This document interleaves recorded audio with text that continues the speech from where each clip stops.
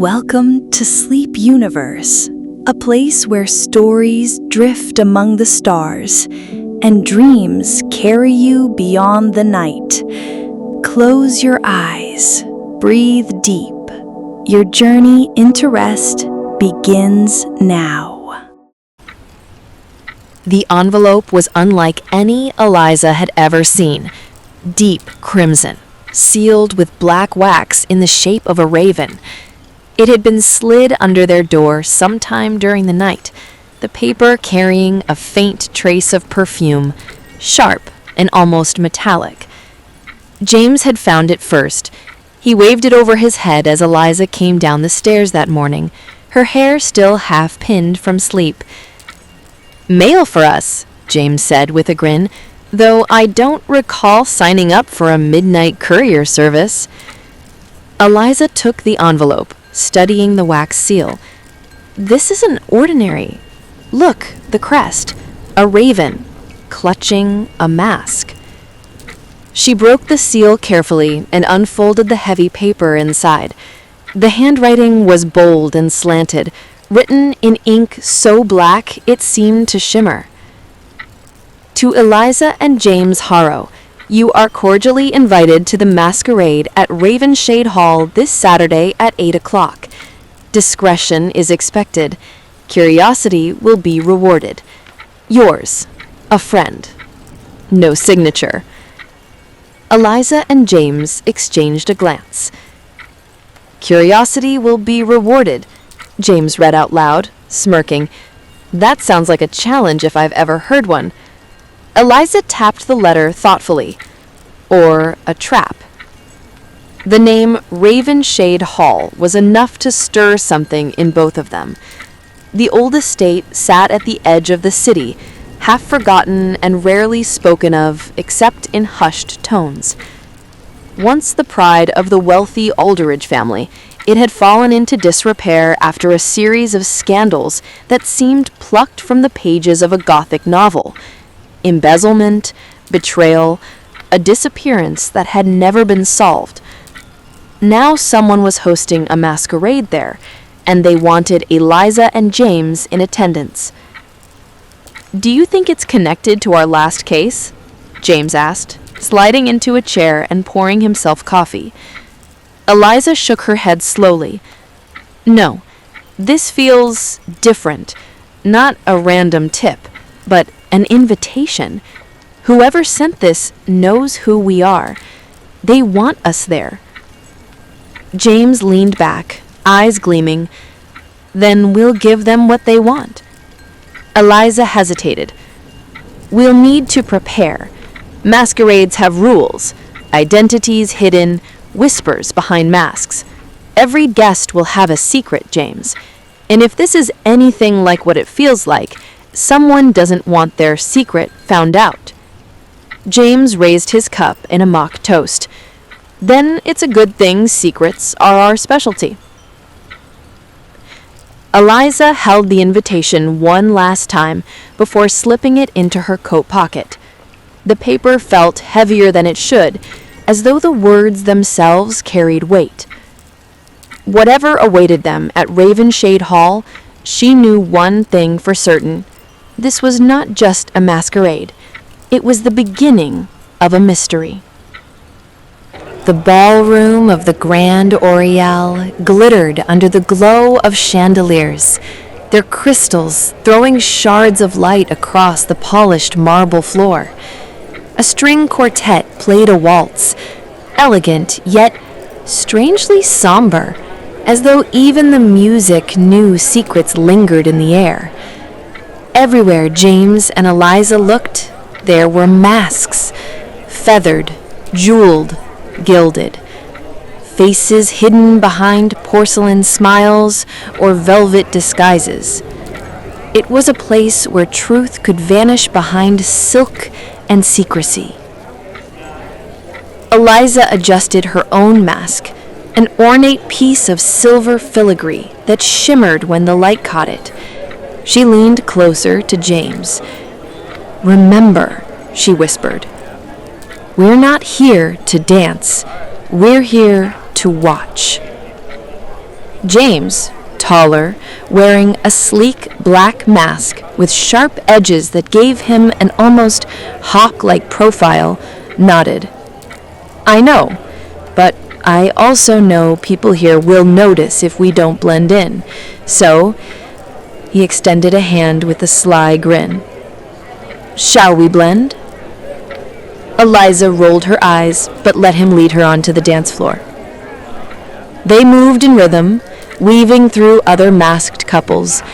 To anyone else, they looked like any ordinary pair enjoying the masquerade, but their eyes were sharp, scanning, observing. The Grand Oriel was a place of wealth and whispers. It wasn't just a masquerade. It was a gathering where politicians, aristocrats, and influential families came together to trade favors, forge alliances, and bury secrets under the cover of music and champagne. Eliza caught sight of a masked woman in crimson silk lingering near the balcony, speaking quietly with a man whose mask was shaped like a wolf's snout. The woman's gloved hand trembled slightly as she passed him a folded letter. James noticed it too. That's our first thread, he murmured, guiding Eliza so they drifted closer with each turn of the waltz. But before they could draw near, another masked figure brushed past them deliberately, a man in a gold half-mask, his voice a low murmur. Be careful who you follow tonight, he said, his tone both warning and taunt. Then he vanished into the crowd as quickly as he had appeared. Eliza and James exchanged a glance. The game had begun. The masquerade was in full swing by the time Eliza and James stepped into the grand ballroom. Chandeliers glittered overhead like frozen fireworks, their light scattering across the polished marble floor. Musicians played a lively waltz, and the swirl of gowns and masks gave the evening an almost dreamlike quality. Adjusting his half-mask, James leaned slightly toward his sister. This is like walking into another world.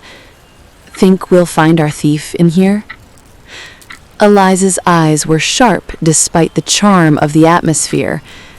She wore a sleek black mask that made her blue eyes gleam with intensity. The stolen ledger is here. Someone in this room knows where it is, and we're going to find out who. They mingled with the crowd, blending in as best they could. The masquerade theme meant anonymity, and that anonymity gave cover to whoever was behind the theft. But Eliza was quick to notice details, the way one masked gentleman avoided eye contact too carefully, or how a woman in a golden gown seemed overly interested in who entered and exited the ballroom. James found himself standing near a table of refreshments when he overheard two guests whispering. The ledger mustn't be discovered. If it is, half the town's secrets will be laid bare. Shh, someone could hear. James froze, his hand tightening around his glass. He didn't recognize their masks, but he committed their clothing to memory. One wore a crimson cloak, the other a pale silver domino mask. Meanwhile, Eliza had slipped closer to the balcony doors. She noticed smudges of dirt on the polished floor, a strange thing in such a pristine setting. Her gaze followed the trail, which seemed to lead outside. She glanced back at James, who caught her look immediately. A silent agreement passed between them. They moved toward the balcony, stepping out into the cool night air. The noise of the ball faded, replaced by the distant croak of frogs and the soft rustling of the gardens below. Moonlight painted everything in silver. "Someone's been out here recently," Eliza murmured, pointing to footprints that led down the stone steps. James adjusted his mask again, his voice low. "Let's follow them. Whoever we're after might have slipped away from the party." They descended quietly, keeping their steps light. The footprints led them through a hedge-lined path toward a smaller outbuilding that looked like a garden pavilion. A faint light glowed from within. Eliza raised a hand, signaling James to wait. She crouched near the doorway, peeking through the crack. Inside, a masked figure in dark clothing was rifling through papers under the weak glow of a lantern. Her pulse quickened. She leaned back toward James. "It's them. They're searching for something. Maybe the ledger." James's jaw tightened. "So, we caught them red-handed? What's the plan?" Eliza thought quickly. Confronting the figure outright might spook them. Better to observe a moment longer. "We wait. Let's see what they find." They crouched in silence, the lantern's glow flickering through the crack in the door. The figure muttered under their breath, frustration clear in every movement. Finally, with a sharp exhale, they shoved the papers aside and pulled something from inside their cloak. It looked like a folded letter, sealed with a crest neither Eliza or James could see clearly. Not the ledger, but something important. Suddenly, the masked figure stiffened as if they sensed they weren't alone. In one swift motion, they blew out the lantern, plunging the pavilion into darkness. Eliza and James exchanged a quick look, and then the door creaked open. The ballroom glittered on as if nothing had happened, as if a priceless necklace hadn't gone missing under the very noses of London's most distinguished guests. The orchestra played a lively waltz, masks conceal the widening eyes of gossiping attendees, and Lady Whitmore's voice carried across the hall in a tone of forced brightness as she urged everyone to enjoy the evening. But Eliza and James knew the facade was cracking. "Eliza," James whispered, guiding her toward the tall marble pillars near the edge of the dance floor. "We're running out of time. If the thief slips away before the night ends, we may never get another chance." Eliza's eyes swept across the room. Every mask gleamed in candlelight. Every silk gown swirled in motion. It was nearly impossible to tell one guest from another. That was the genius of the masquerade, and exactly what made it dangerous. "You're right," she murmured. "We need to narrow it down. Think, what do we know?" James ticked the details off on his fingers.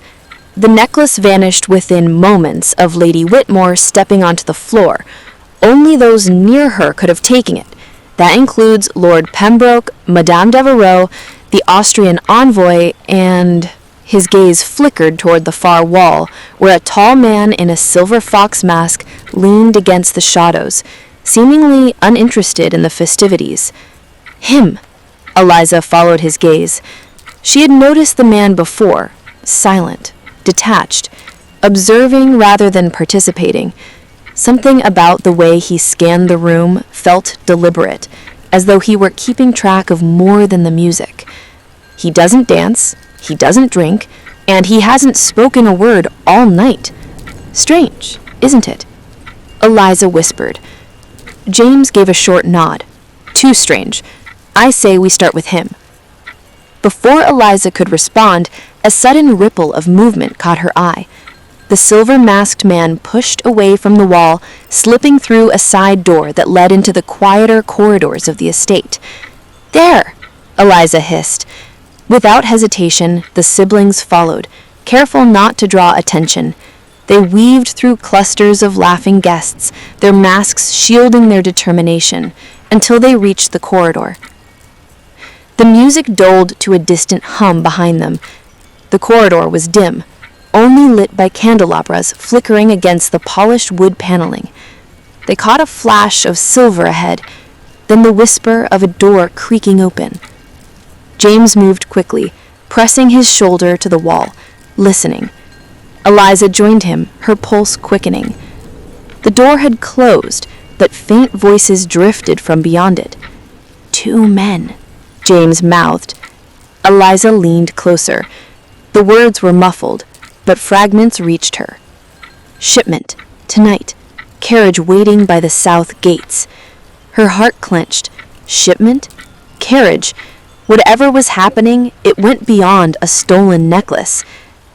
James's jaw tightened. "We need to hear more." They edged the door open just enough to peer inside. The room was a study. Oak shelves lined with books, a grand desk in the center, a map of London pinned on the far wall. The silver-masked man stood with another figure, this one in a raven-black mask. Between them sat a velvet pouch, its drawstrings loosened. The unmistakable sparkle of Lady Whitmore's necklace glimmered from within. But there was something else. Papers scattered across the desk, handwritten notes, diagrams of the estate, lists of times and names. This wasn't just about theft. It was planning, coordination, a scheme unfolding under the cover of the masquerade. James leaned so close that Eliza could feel the tension radiating off him. "They're planning something bigger," he whispered. Eliza's thoughts raced. A stolen necklace to fund something? Or was it merely a distraction? Suddenly, the raven-masked man snapped his head toward the door. Eliza froze. James grabbed her wrist, pulling the door shut just before his eyes could meet ours. They pressed against the corridor wall, breath held. Silence. Then, footsteps. The study door creaked open. James mouthed, "Run!" And without another word, they darted down the corridor, masks still in place, the sound of pursuit echoing close behind.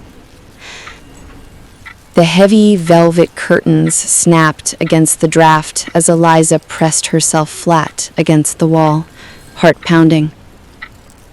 Somewhere down the corridor, footsteps echoed, measured, deliberate, like a predator pacing. James leaned close, whispering, "They're hunting us. We can't stay here." A sharp clatter rang out. A metal tray toppled in the distance.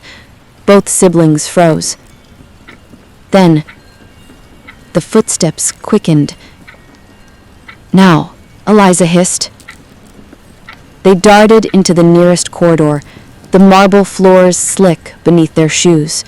The masks of painted jesters and solemn kings leered at them from the walls, lit by the trembling glow of chandeliers. Behind them, the pursuit intensified, heels striking with mechanical precision. Closer. Closer. James grabbed Eliza's arm and pulled her through a side passage, narrow and dim. It twisted like a serpent, every turn promising escape, yet somehow folding back upon itself. "Are we going in circles?" Eliza panted, her dress brushing against cold stone. "No.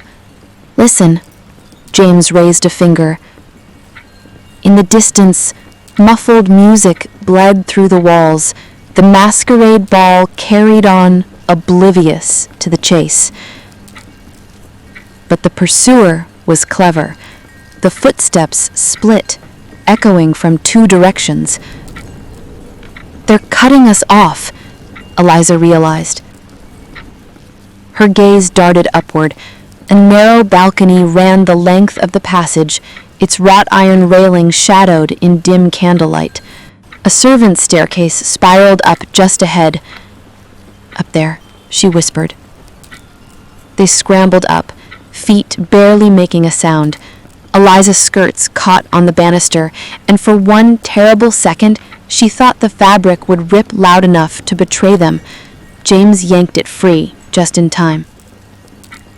From above, they saw their pursuer at last, a masked figure in black, face hidden by a silver half-mask, moved with uncanny grace through the corridors. The figure paused, head tilting, as if sensing their presence.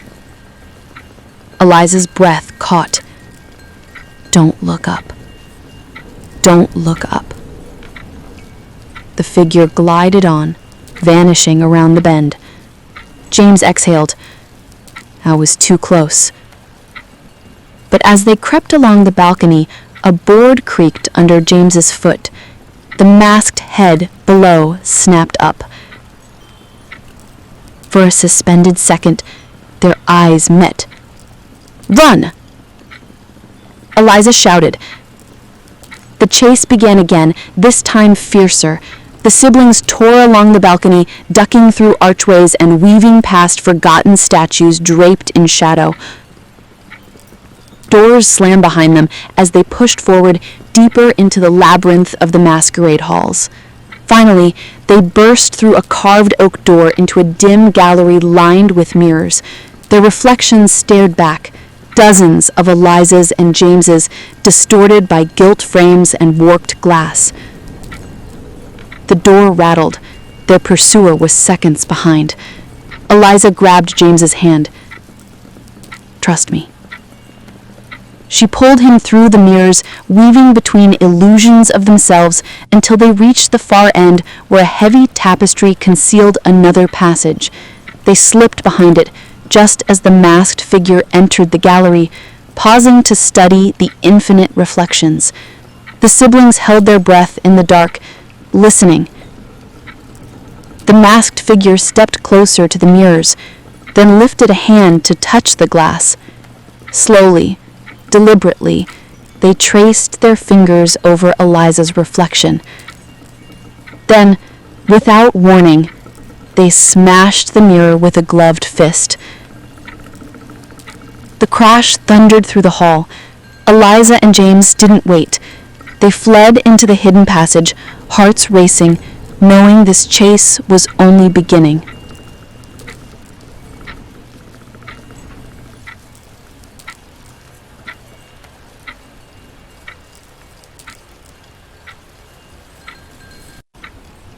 The hush of the corridor wrapped around them, as though the walls themselves were listening.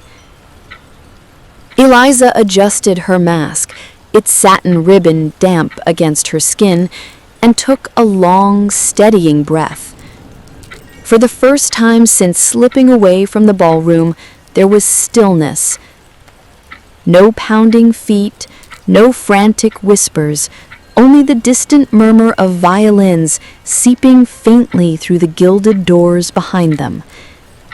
The music was slower now, a waltz, its rhythm almost mocking the ragged beat of their hearts.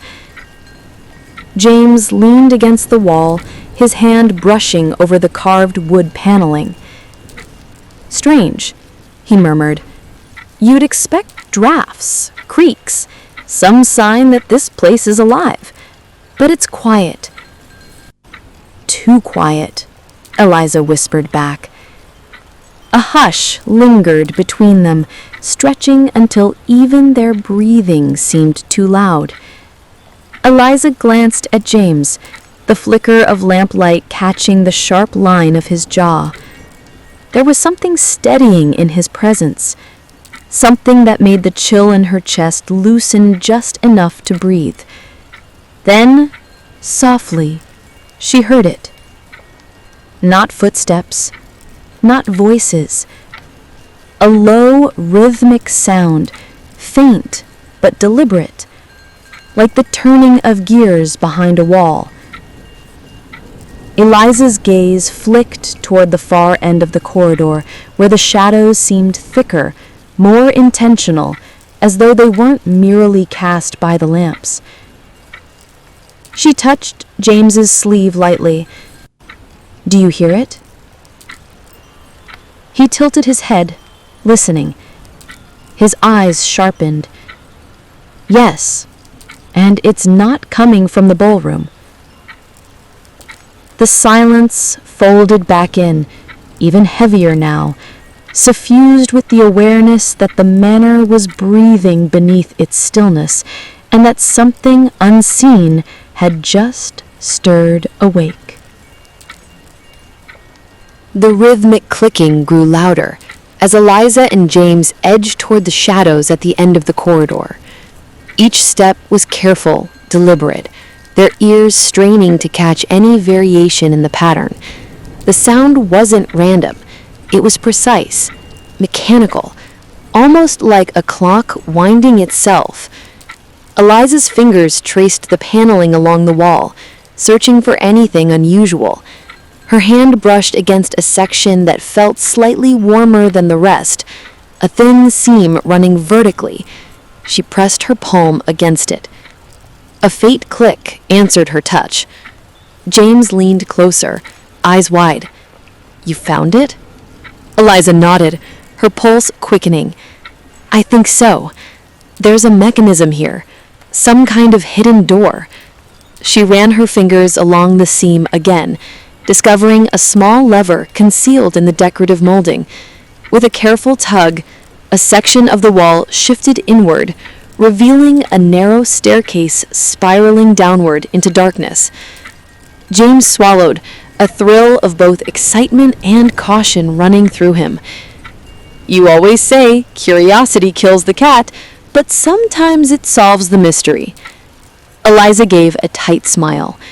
"Then let's see where it leads." Quietly, they descended the staircase, the rhythmic clicking fading into the distance above, replaced by the soft echo of their own footsteps.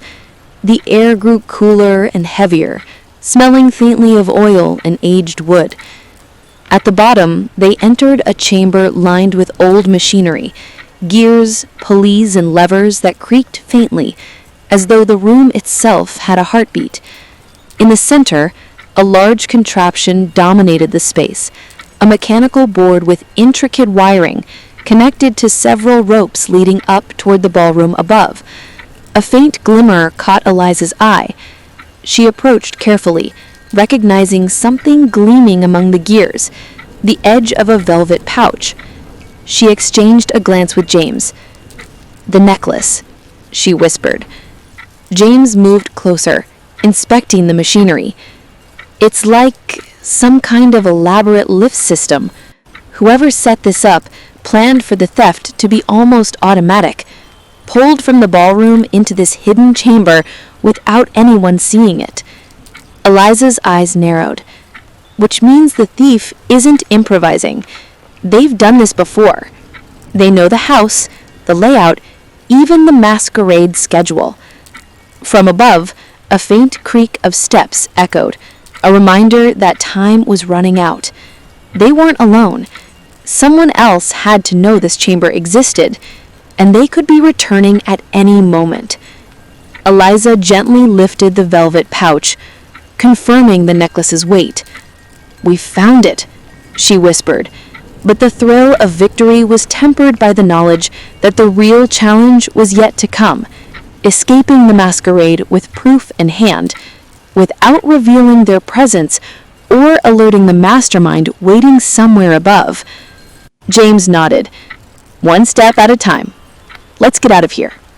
They backed into the shadows, hearts pounding, aware that the game had only deepened, and the masquerade above continued, blissfully unaware that the threads of mystery were tightening. The gardens were still, moonlight draping silver over the hedges and fountains, yet Eliza felt the weight of the night pressing around them.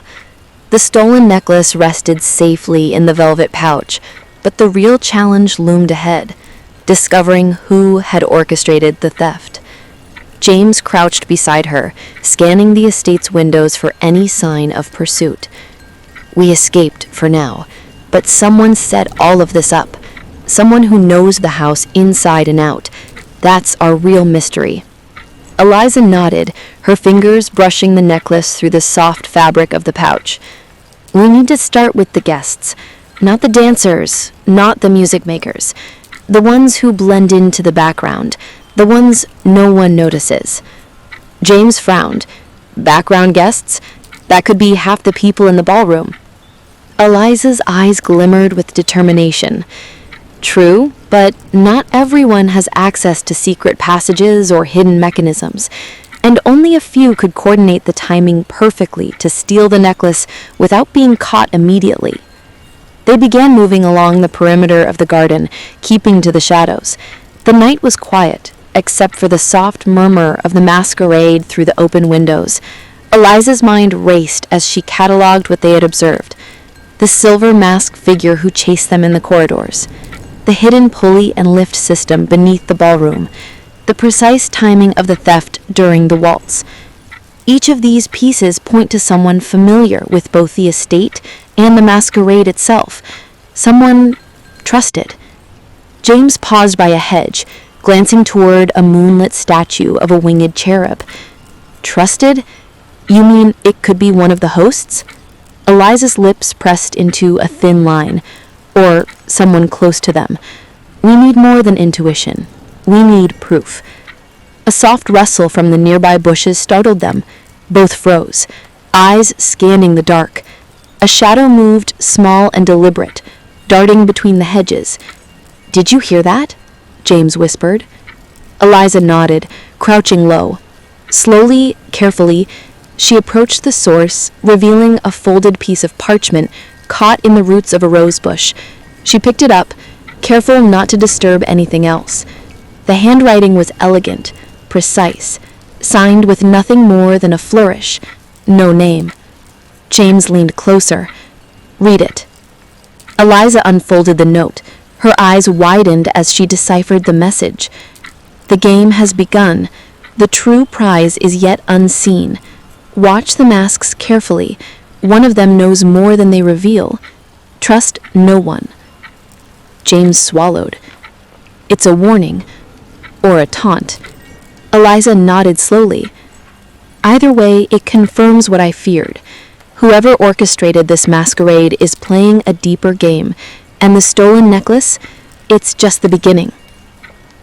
The siblings exchanged a grim determination. The chase, the hidden passage, the shadows, they were all pieces of a larger puzzle, and the mastermind, masked and unseen, was already planning the next move. "We follow the clues," Eliza said quietly, "step by step, and we reveal them before anyone else is hurt, or worse, before they vanish without a trace." James's hand brushed hers, a silent reassurance in the moonlit garden. "Then let's get to work." Above them, the faint strains of music carried into the night, masking the sound of their footsteps as they disappeared into the shadows, ready to uncover the truth behind the masquerade. The following evening, the masquerade continued, though the siblings now saw it through a sharper lens. Every swirl of silk, every hidden glance, every fluttering fan became a clue to be weighed, a potential thread leading toward the mastermind. Eliza and James returned in quieter, more practical attire beneath their masks, slipping among the guests rather than standing apart. The ballroom glittered with crystal chandeliers and candlelight, casting dancing shadows across gilded walls. Laughter rang out, but beneath the music and revelry, both siblings detected a rhythm of tension they alone could feel. "First step," James whispered. "Observe without drawing attention." Eliza nodded. They split briefly, moving along opposite edges of the room. Every guest was catalogued in their minds, the cautious glances, the nervous gestures, the people who lingered too long near doors or side corridors. A soft rustle at the far end caught Eliza's attention. A tall woman in a violet mask lingered near the refreshment table, her eyes sweeping the room repeatedly. There was a stiffness in her posture, a subtle tension in her shoulders, as though she were waiting for something. Or someone. Eliza moved closer, careful to keep her movements fluid among the dancers. She overheard fragments of conversation. The plans. Everything must proceed tonight. No mistakes. The woman whispered, her voice low, clipped. James, meanwhile, had noticed a man in a black and gold mask near the balcony doors, constantly checking the corners of the room as though he counted exits. His movements were deliberate, calculated, and strangely familiar. By mid-evening, the siblings regrouped in a shadowed alcove. "I've found someone suspicious," Eliza said. "Tall woman in violet. She's jittery, watching the crowd. Said something about plans proceeding tonight." James nodded. "And I've found him," he replied, eyes scanning the room. "Black and gold mask. He's precise, deliberate, like he knows more about the house than anyone should. Both of them could be connected to the theft." Eliza's gaze swept the ballroom. "We need to separate them, watch their movements carefully, and see if they lead us to the mechanism or to someone else." James smiled faintly. "Setting a trap?" "Exactly," Eliza said, her voice firm. "We follow the threads quietly, observe, record, and only when we're certain, act." For hours they blended into the festivities, the grandeur of the masquerade hiding their intentions. Each step they took, each glance they shared, was measured. Guests twirled obliviously around them, unaware that in their midst, two keen eyes were studying, calculating, preparing for the moment when the true mastermind would reveal themselves. As the clock chimed midnight, a chill passed through the ballroom. Shadows deepened, and in a far corner, the siblings caught the subtle signal they had been waiting for. A masked figure, a slight nod, a whispered gesture leading another to a hidden corridor. Eliza gripped James's hand tightly. "There," she murmured, "the next piece of the puzzle." James' eyes gleamed. "Then let's see where it leads." Together they melted into the crowd, following the masked figures with the precision of seasoned detectives. Each step they took, each glance they shared, carried them closer to the truth, and closer to the moment when the carefully hidden threads of the masquerade would unravel. If you want, I can continue with Chapter 12, where they followed these new suspects into secret areas of the estate, uncover more of the mastermind's plan, and heighten the tension before the big reveal. Eliza's fingers tightened around the velvet pouch, the weight of the stolen necklace, a reminder of both triumph and danger. Above, the masquerade continued. Laughter, clinking glasses, the swell of music. But down here, in the shadowed chamber of gears and pulleys, only their footsteps and racing hearts existed. James motioned toward the narrow spiral staircase. "Up there," he whispered, nodding to the passage that led back toward the ballroom. We need to retrace our path carefully. One wrong move and... Eliza nodded. I know. Her pulse pounded, but her mind was razor sharp. Every creak, every flicker of candlelight could betray them. They began their ascent, slow and deliberate, pausing whenever a distant step echoed through the mansion.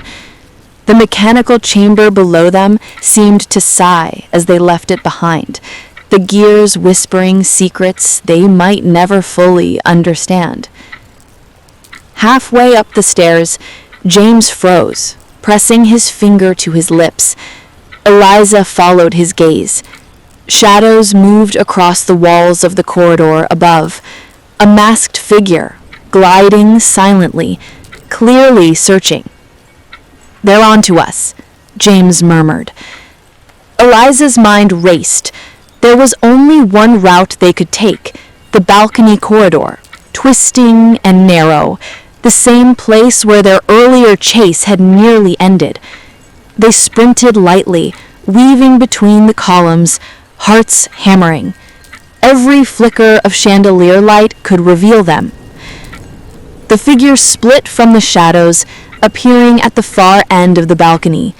Eliza grabbed James's hand, tugging him behind a tall statue. The figure paused, scanning the corridor like a hawk, then continued, unaware of their hiding spot. Eliza exhaled quietly. Too close. We need another way. James's eyes flicked toward a tapestry concealing a servant's passage, an escape route they had used before. Here, he whispered. It's tight, but it'll get us near the back gardens. Then we can slip away without crossing the ballroom again. They crawled through the narrow passage, careful not to tear the fabric. The muffled sounds of the party faded, replaced by the soft rustle of leaves outside. Finally, they emerged into the cool night air. Moonlight bathed the gardens in silver, statues casting long shadows, hedges whispering in the breeze. They crouched low behind a fountain, letting the music and chatter of the masquerade wash over them, oblivious to the fact that the necklace they sought was safely in their possession. James exhaled, a grin breaking across his face. We actually did it. Eliza allowed herself a small smile, but her eyes scanned the horizon. Not yet. Whoever set up that mechanism, whoever orchestrated this masquerade, they're still in there, and they'll notice it's gone sooner or later. James's grin faltered. So the game's not over.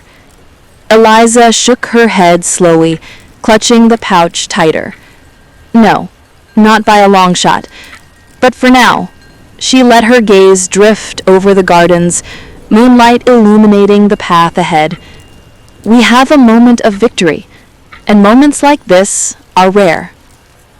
Behind them, the masquerade continued, unaware of the shadows creeping just beyond the music and laughter. The threads of the mystery were tighter now, and the mastermind, masked and cunning, was still watching, waiting for the perfect moment to strike back. Eliza and James moved as shadows, gliding through the throng of masked dancers while keeping their eyes fixed on the violet-masked woman and the black and gold figure. Each step was calculated, measured, their breaths quiet, their hearts thrumming in synchrony.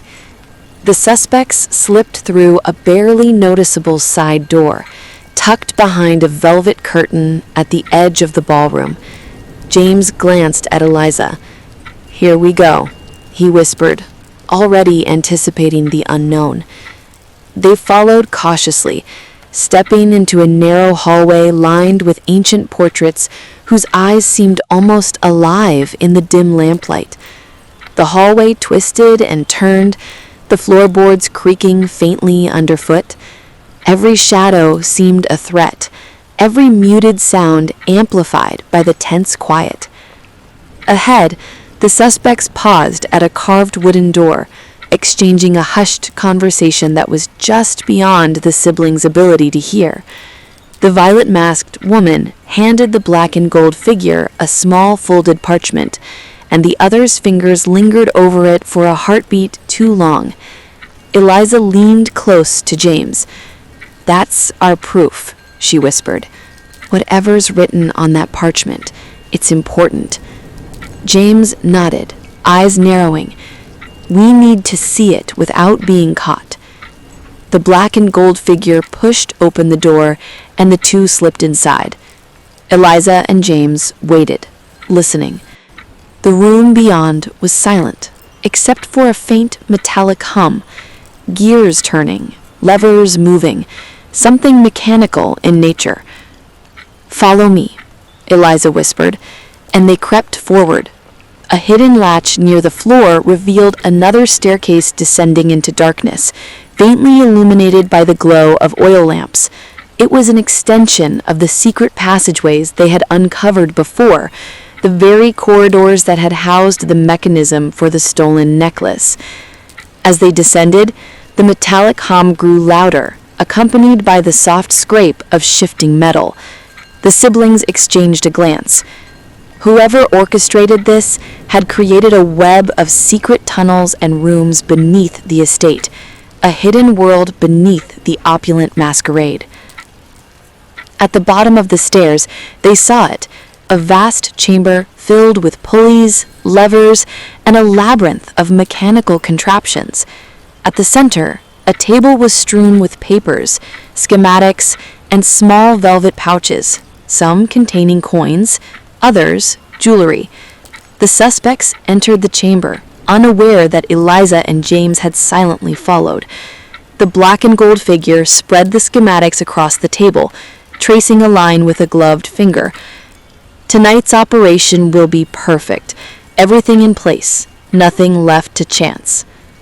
The violet-masked woman nodded, tucking another velvet pouch into her dress. "And the witnesses? They'll remain oblivious until it's too late," the figure replied, voice low and precise. Eliza's jaw tightened. "We need to get closer. We need to know everything before we act." James nodded, quietly, carefully. "One wrong step, and we blow the entire operation." Together, the siblings crept deeper into the shadows of the chamber, every detail absorbing them, the motions of the suspects, the intricacies of the mechanical devices, the faint metallic aroma that hung in the air. They were close now, almost within earshot of the truth. And in that moment, Eliza realized the masquerade had been a stage, the theft a performance, and the mastermind was still hiding, waiting for the perfect moment to strike. If you want, I can continue with Chapter 13, where Eliza and James start uncovering the mastermind's identity more directly, building toward a dramatic confrontation while keeping the suspense high.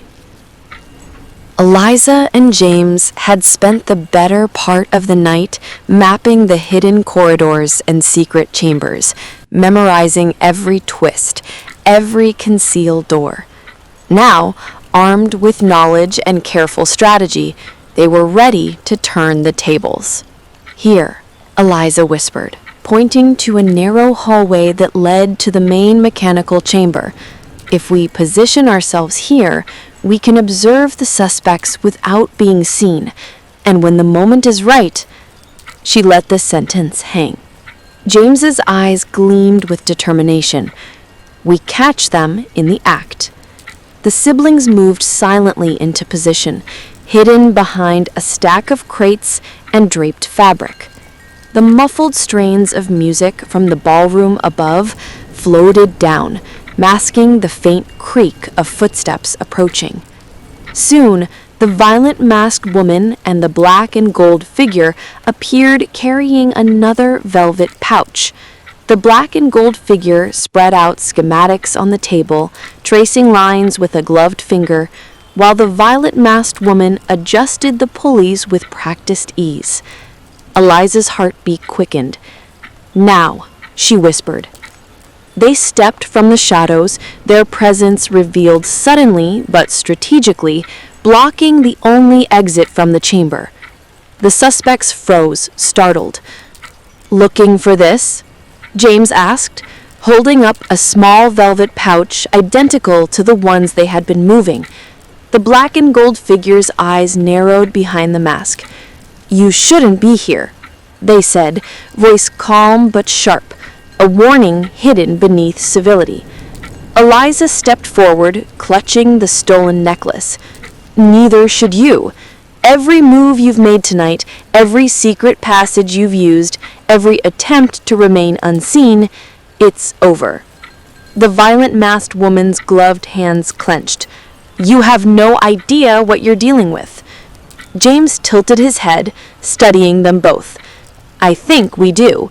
You've been orchestrating the thefts, manipulating the guests, using the mansion's secret corridors to your advantage. But you didn't account for us. And now the masquerade ends for you." The black and gold figure exchanged a fleeting glance with the violent masked woman. For a heartbeat, the air seemed to still, the hum of machinery pausing as if the house itself were waiting for the next move. Then a subtle motion, a hidden lever beneath the table, triggered a pulley.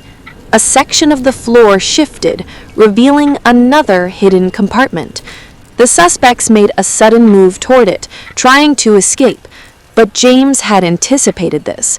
A quick tug of a nearby lever sealed the passage behind them. Eliza stepped forward, voice calm but commanding. "There's nowhere left to hide." The masked figures hesitated, realizing the trap was complete.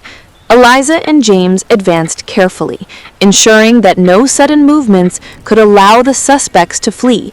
Every pulley, every mechanical contraption, every shadow in the room now worked against them, turning the mansion's own secrets into their ally. Finally, the black and gold figure removed their masks slowly, revealing a face both familiar and unexpected. Someone they had seen among the household, unnoticed, trusted, blending seamlessly into the crowd. The violent masked woman followed, also revealing her face. Recognition struck Eliza and James with a mixture of shock and validation. "So," the mastermind said, voice low and measured, "you've unraveled the threads. But did you truly understand the game you were stepping into?" Eliza met their gaze steadily. "We understood enough, and now the game is over." James added, "The masquerade ends tonight. All your secrets, all your plans, they're exposed, and justice will follow." The mastermind's lips curved into a faint, enigmatic smile. "Very well. Then let us see who truly holds the advantage." The tension hung thick, the shadows alive with anticipation. The night had been long, filled with deception, danger, and the thrill of pursuit. But now, in the heart of the hidden chamber, all would be revealed. The true mastermind, the culmination of the mysteries, and the final reckoning of the masquerade. The chamber was silent now, save for the faint hum of the hidden machinery. Eliza and James stood firm, their eyes locked on the two unmasked figures, the orchestrators of the elaborate thefts that had plagued the masquerade. The black and gold figure stepped forward, face illuminated by the flickering lamplight. "You've proven clever," they said, voice smooth and controlled, "but perhaps too clever for your own good." Eliza's gaze never wavered. "Clever enough to stop you." A faint, almost imperceptible sigh escaped the violet-masked woman. "It was never just about the necklace," she said quietly. "It was about proving we could control the house, the guests, the entire night." James narrowed his eyes. "And the crescent and key insignia? The secret passages, the machinery. The black and gold figure allowed a small, knowing smile. All part of the challenge. The masquerade was never a celebration. It was a test, and only the cleverest could navigate it. You've passed that test, but can you handle the truth? Eliza took a slow step forward. We already have. Now explain everything. The two conspirators exchanged a glance. Then the black and gold figure began. I am Victor Larkin, heir to the Vandermeer estate. These corridors, the hidden mechanisms, they were inherited secrets, tools long forgotten. The masquerade gave me the perfect stage to test the loyalty and cleverness of the household, and of any intruders who might uncover these hidden truths. The violet masked woman's voice joined, softer, tinged with regret. I am Celine Corbin, a close confidant of the family. We orchestrated the thefts not for personal gain, but to observe, to challenge, to ensure that those who enter the estate are prepared for the secrets it holds. The necklace, the velvet pouches, they were symbols, not prizes. James exchanged a glance with Eliza, disbelief and relief mingling in their eyes. So it was never about stealing. It was a test. Victor nodded. Exactly. And you both passed. You navigated the corridors, solved the mechanical puzzles, and observed without being seen. You have proven yourselves worthy of knowing the estate's secrets. Eliza felt a mix of exhaustion and triumph. The tension, the chase, the hidden passages, it had all been a labyrinth of strategy, a game within a game. Celine handed Eliza the stolen necklace. Consider this a token, a symbol that you understand the balance of discretion, intelligence, and courage. You may leave with it, but also with the knowledge of what lies beneath the masquerade. James stepped forward, a small smile tugging at his lips.